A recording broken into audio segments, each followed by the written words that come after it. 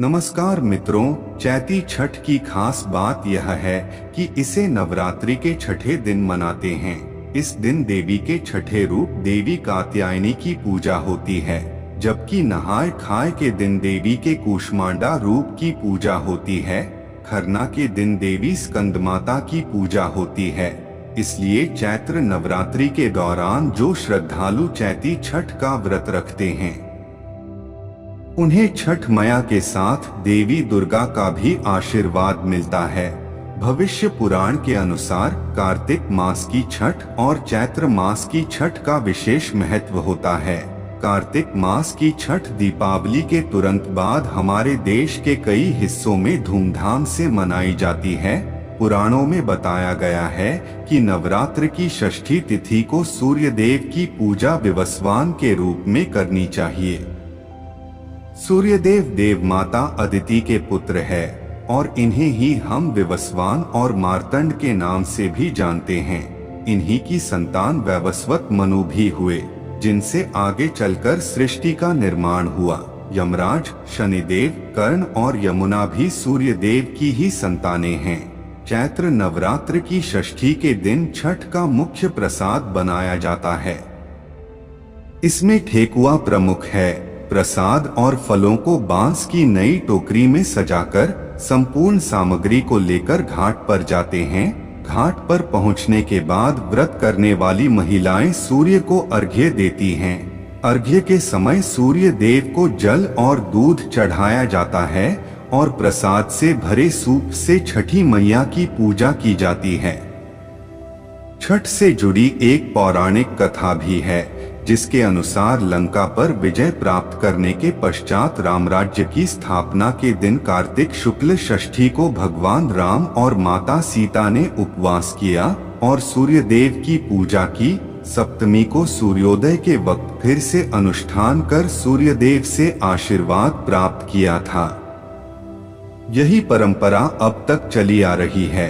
एक दूसरी मान्यता के अनुसार छठ पर्व की शुरुआत महाभारत काल में हुई थी। सबसे पहले सूर्यपुत्र कर्ण ने सूर्य देव की पूजा शुरू की। कर्ण भगवान सूर्य के परम भक्त थे। वह प्रतिदिन घंटों कमर तक पानी में खड़े होकर सूर्य को अर्घ्य देते थे। सूर्य की कृपा से ही वह महान योद्धा बने। आज भी छठ में अर्घ्य देने की यही परंपरा प्रचलित है। चैती छठ पूजा पहले दिन नहाय खाए से शुरू होगी। छठ पर्व के दूसरे दिन को खरना कहा जाता है। इस दिन सुबह स्वच्छ होकर सूर्य को अर्घ्य दिया जाता है। इसके बाद पूरे दिन निर्जला उपवास कर संध्या के समय गुड़ से बनी खीर का सेवन किया जाता है। छठ महापर्व साल में 2 बार मनाया जाता है, एक कार्तिक के शुक्ल पक्ष में और दूसरा चैत माह के शुक्ल पक्ष में। छठ पूजा का पर्व 4 दिनों का होता है।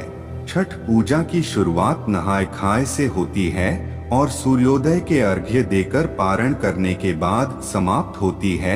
इस वर्ष चैत्र शुक्ल चतुर्थी 12 अप्रैल यानी शुक्रवार को आयुष्मान योग व रोहिणी नक्षत्र में नहाय खाए के साथ चैती छठ का महापर्व शुरू होगा।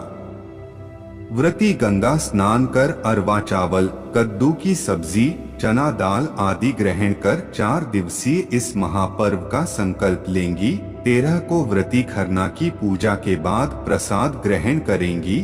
चैत्र शुक्ल षष्ठी 14 को अस्ताचलगामी सूर्य को अर्घ्य दिया जाएगा। 15 अप्रैल को उगते सूर्य को अर्घ्य देकर महापर्व का समापन होगा।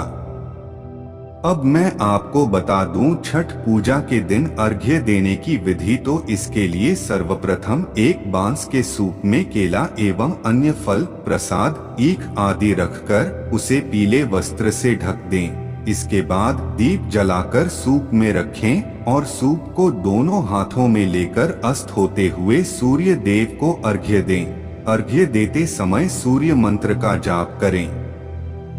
मित्रों, आज के लिए बस इतना ही। अगर आपको मेरी द्वारा दी गई जानकारी अच्छी और सच्ची लगी हो तो कृपया आप मेरे चैनल धार्मिक भावना को सब्सक्राइब करें और इस वीडियो को लाइक करें। मिलते हैं अगले बार एक नई जानकारी के साथ। तब तक मुझे प्यारा सा कमेंट जय छठी मैया लिखकर भेज दे।